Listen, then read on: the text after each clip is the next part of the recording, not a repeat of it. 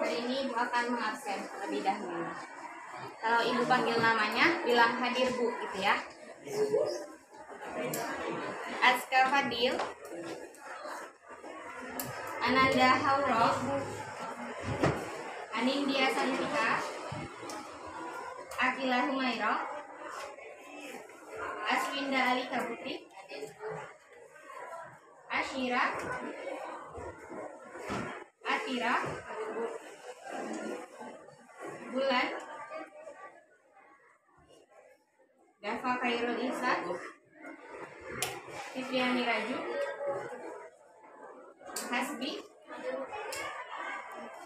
Hasdea Cahayana,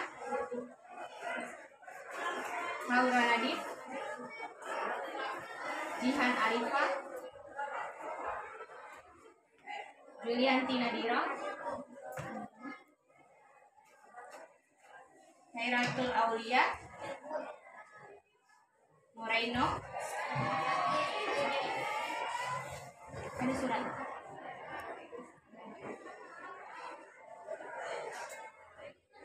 Muhammad Arfan,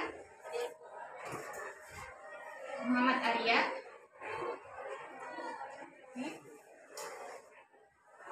Muhammad Fatan, Muhammad Rifai, Nabila Romaila, Naura Syifa, hadir Putri, Raditya, Rahmat Rizki. Sedikit ada suratnya.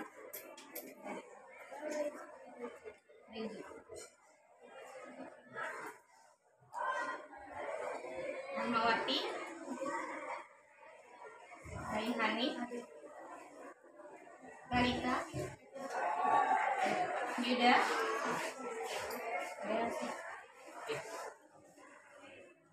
Rifa. Berarti ada 3 temannya yang sakit ya. Ya, yang belum bisa. Siapa namanya? Rajoki. Oh iya, Rajoki Abdillah. Ya.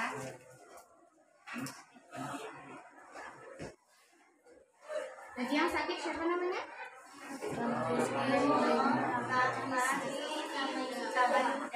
Yuda.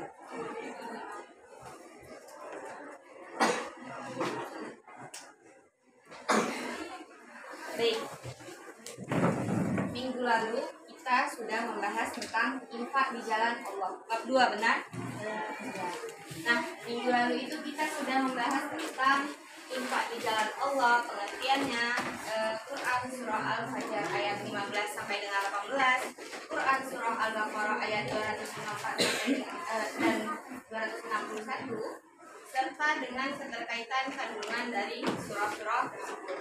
Nah, minggu ini Ibu akan memberikan penguatan bahwa infak itu merupakan hal yang wajib, ya, wajib bagi setiap umat Muslim, orang yang mukmin. Nah, ada beberapa dalam hadis dan Al-Quran. Ibu ambil beberapa untuk menjadi penjelasan atau penguatan bahwa infak di jalan Allah itu merupakan hal yang wajib. Dalam hadis riwayat Ahmad, Rasulullah Shallallahu Alaihi Wasallam bersabda, naungan bagi seorang mukmin pada hari kiamat ialah sedekahnya. Nah, kemudian ada dalam hadis qudsi Allah berfirman, Hai anak Adam, infakkanlah, nafkahkanlah hartamu, niscaya aku memberikan nafkah kepadamu. Kemudian ada dalam buku fikih karangan Syekh Syabik, ya, yang berbunyi Rasulullah Shallallahu Alaihi Wasallam bersabda, sesungguhnya sedekah merupakan merendahkan amarah Allah serta mengurangi kepedihan pada akhir sakaratul maut, ya, hadis riwayat Muslim. Kemudian ada dari hadis riwayat Baihaqi, yakni turunkanlah, datangkanlah rezekimu dari Allah dengan mengeluarkan sedekah, ya. Nah, ada beberapa juga dari Al-Quran yang menjelaskan tentang pentingnya infak, ya, perintah Allah tentang infak. Ada di buku Ya, di buku kita ada Quran surah Al-Fajr ayat 15 sampai dengan 15. Kemudian ada Quran surah Al-Baqarah ayat 254 dan 261. Bisa dilihat di halaman berapa, Kak?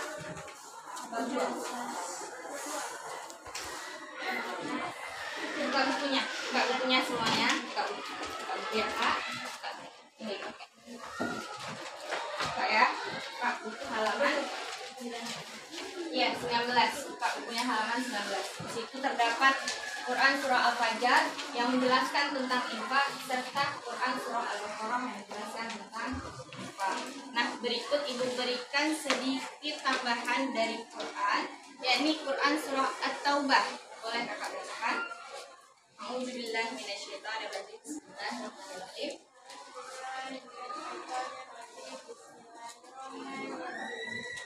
Min amwalihim shadaqatan tusahiruhum wa tuzakkihim biha wa tusalli alaihim inna sholataka sakanun lahum wallahu sami'un alim. Dalam Quran surah At-Taubah ayat 103 yang artinya ambillah zakat dari sebagian harta mereka, ya. Dengan zakat itu kamu membersihkan dan menyucikan mereka. Nah, kemudian ada Quran surah Al-Furqan ayat 67.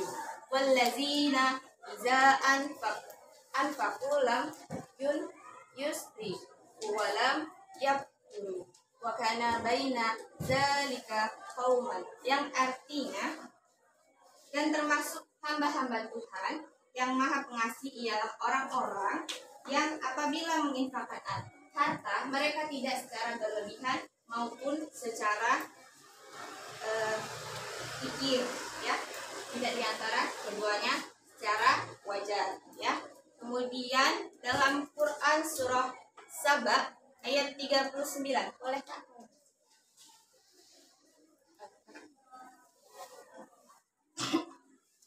A'udzubillahi minasyaitonirrajim. Bismillahirrahmanirrahim. Qul inna rabbi yabsutu rizqa wa liman yasha'u min ibadihi wa yaqdiru lah. Wa ma anfaqtum min syai'in fa huwa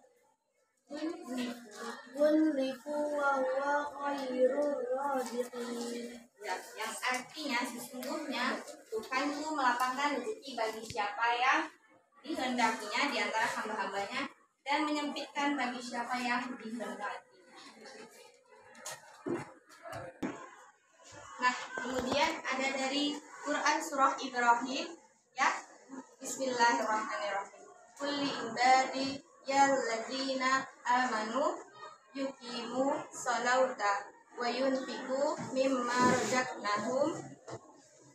razaqnahum masira wa ala niyyata min qabli ayya tiya yaumul la bay'un fihi wala khilatun. Nah, yang artinya katakanlah Muhammad kepada hamba-hambaku yang telah beriman, hendaklah mereka menegakkan sholat, menginfakkan sebagian rezeki yang kami beri secara tersembunyi atau secara terang-terangan sebelum datangnya hari ketika tidak ada lagi jual beli dan persahabatan. Nah, dari dalam Quran surah Al-Baqarah, Quran surah Al-Fajr, Quran surah Al-Furqan dan lain sebagainya sudah Ibu jelaskan, ya, arti dan surahnya. Bisa adik-adik sekalian semuanya catat, ya, untuk penguatan. Dan Ibu akan memberikan tugas, jadi kalian harus mencari kisah tentang infak, ya, untuk memperkuat, untuk lebih memahami tentang materi infak di jalan Allah. Bisa buka halaman buku LKS, ya, buku LKS halaman 35. Ya, di situ ada tugas kognitif. Jadi di sini siswanya ada 32, benar? Nah, Ibu akan membagi kelompok menjadi 8 kelompok saja. Jadi per baris 4 orang. Jadi satu kelompok 4 orang ya. Nah, kalian boleh mencari tentang kisah-kisah yang lainnya. Bisa dari yang halaman 35 juga boleh. Ya, silakan dikerjakan. Ibu kasih waktu kurang dari 10 menit ya. Nanti kalau sudah selesai bisa dikumpul ya. Paham?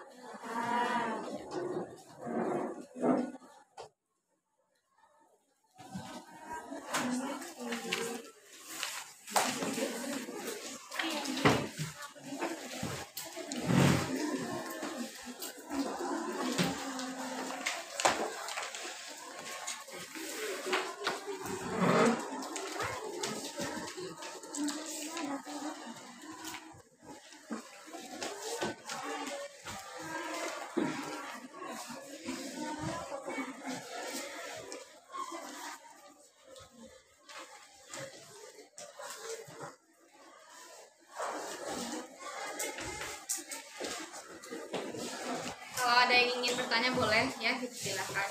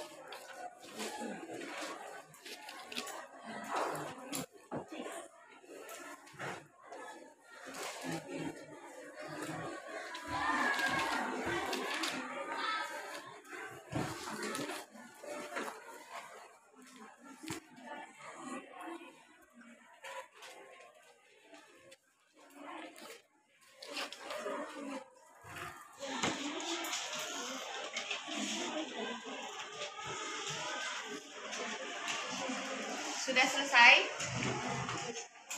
Yang sudah selesai boleh angkat tangannya. Kakak boleh bacakan?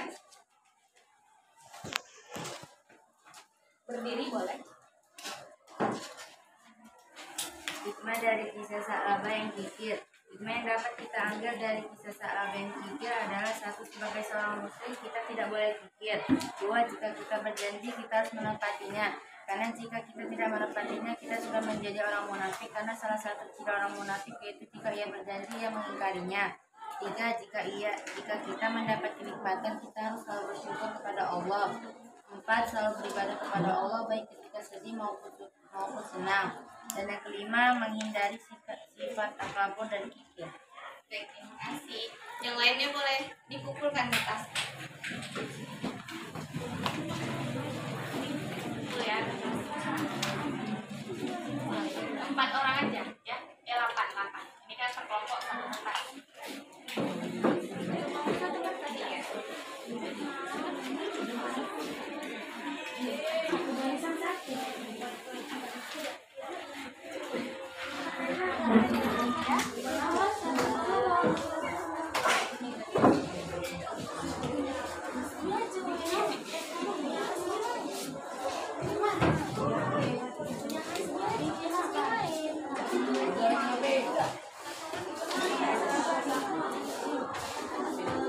Dua lagi.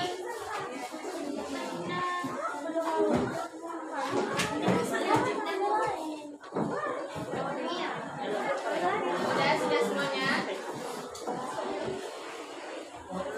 Baik, karena kita sudah membahas tentang Quran surah Al-Fajr dan Quran surah Al-Baqarah, jadi kalian minggu depan untuk minggu selanjutnya hafalannya disetor ke ibu ya. Quran surah Al-Fajr ayat 15 sampai dengan 18 dan Quran surah Al-Baqarah ayat 254 dan 261. Bisa paham? Bisa dihafal? Bisa. Alhamdulillah kalau bisa. Baiklah, sekian saja penjelasan ibu hari ini. Ya, waktunya juga sudah habis. Baik, terima kasih anak-anak ibu sekalian. Wassalamualaikum warahmatullahi wabarakatuh. Waalaikumsalam warahmatullahi wabarakatuh.